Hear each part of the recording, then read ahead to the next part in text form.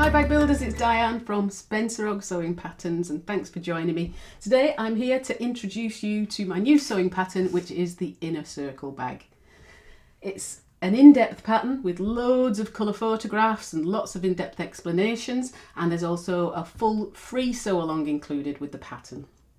I've also got a Facebook board for help and support with all my patterns, and you can just jump on and ask anything at any point, share your pics and chat with other bag makers. And of course I have the YouTube channel with lots of videos of bag making tips and tricks. Please do subscribe.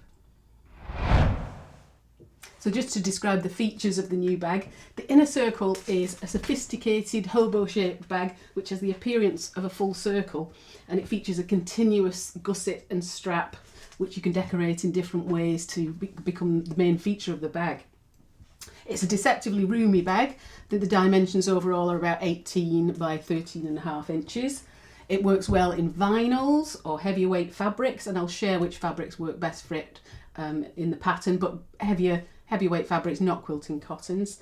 You can make it in a slouchy style or in a more structured style just by changing the interfacings that you use inside, and again I'll share that in the pattern with you. The full continuous gusset and strap has lots of options for embellishment within the pattern.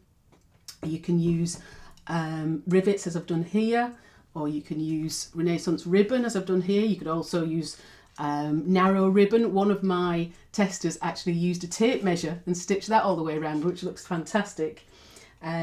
It's got a zip closure which stands proud on the top of the bag, which I'll just lean that forward so you can see. So it adds to the overall boxy shape of the bag, and I show you a new method of how to construct that so that your facings will always be even at the ends.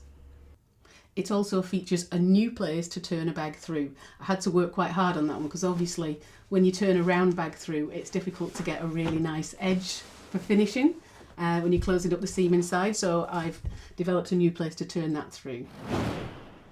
So there are two internal pockets inside the bag. One huge one on the front, which can also be used as a divider for the bag.